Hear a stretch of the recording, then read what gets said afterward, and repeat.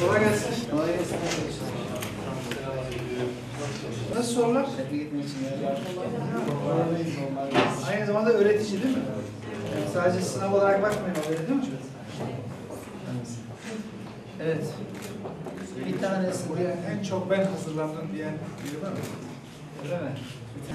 Not falan çıkardım bayağı. Özellikle isimleri ezberledim. Yorum olarak çalıştım. İddialısın. İsmi nedir? Mustafa. Mustafa kaçıncı sınıf burası? 10. sınıf. Başarılar diliyoruz. İnşallah kazanırsın. İnşallah. Şimdi bu sınavın kaybedeni yok. Değil mi? Öyle bakacağız. Bir de seninle konuşalım, gel. Şimdi ayrı kitap dağıtıyoruz, yarışma yapıyoruz. Bu konudaki görüşlerini alalım. İyi oluyor mu bu ayrı kitap dağıtım? Daha çok bilgilendirme, daha da şeylerimizi geliştirmek için devam edeceğiz.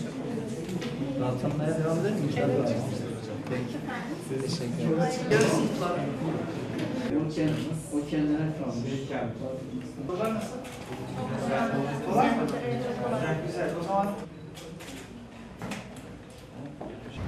Evet, gençlerimize özellikle okuma alışkanlığı da kazandırmak adına her ay öğrencilerimize, ortaokul ve lise öğrencilerimize kitap dağıtımı gerçekleştiriyoruz. Geçtiğimiz dönemde ilkokul öğrencilerimize yine karne hediyesi olarak kitap dağıtımı, kitap seti dağıtımı gerçekleştirdik. Burada amacımız okuma alışkanlığı kazanmak ve dinimizin ilk emri olan oku emrini hayata geçirmek. Milli Eğitim Müdürümüzün de söylediği gibi okuma alışkanlığında şu anda maalesef gerilerdeyiz. Bunu daha da arttıracağız. Kütüphanelerin sayısını arttırarak da bunu gerçekleştireceğiz. İlk millet kıraathanemizi de inşallah açtık şu an faaliyette.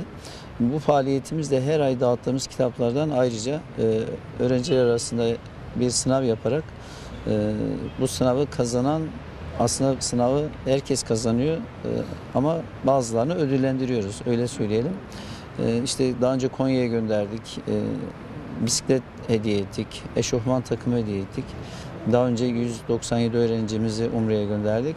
Şimdi de 164 öğrencimiz yine Umre'ye gidecek. Bu güzel bir faaliyet. Bu faaliyetimize destek veren başta Sayın Valimize, İl Milli Eğitim Müdürümüze, Şahin Bey Milli Eğitim Müdürümüze, İl Müftümüze, ilçe müftümüze hepsine çok teşekkür ediyorum. Emeği geçen herkese teşekkür ediyorum.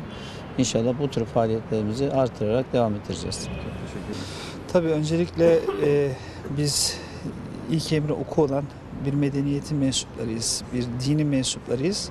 Ancak yeteri kadar okumadığımızı görüyoruz. Türkiye'de ortalama okuma süresi günde 1 dakika sadece.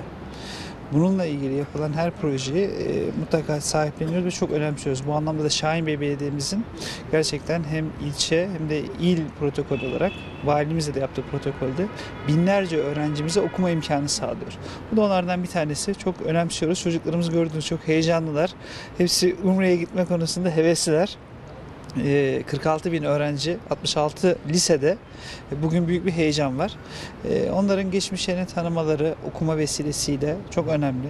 Yerine gidip görmeleri çok önemli. Sadece Umre'de değil, biliyorsunuz Çanakkale ile ilgili de bugün Türkiye'nin en büyük bu anlamda kültürel projesi, gezisi uçakla yapılıyor. Çocuklarımız bundan da çok ümitli, çok mutlu. Biz bu anlamda destek sağlayan ve ev sahipliği yapan başta Şahinbey Belediye Başkanımız Mehmet Almazoğlu ve değerli çalışma arkadaşlar olmak üzere yine Şahinbey İlçe Milli Eğitim Müdürümüzün çok kıymetli arkadaşlarına organizasyonda sağladıkları katkılardan dolayı teşekkür ediyorum. Umarım bunların sayısı artacak, çocuklarımızın ilgisi artacak. Ben tekrardan katkı sağlayan belediye başkanımıza ve tüm çalışma arkadaşlarına teşekkür ediyorum. Teşekkür ediyoruz.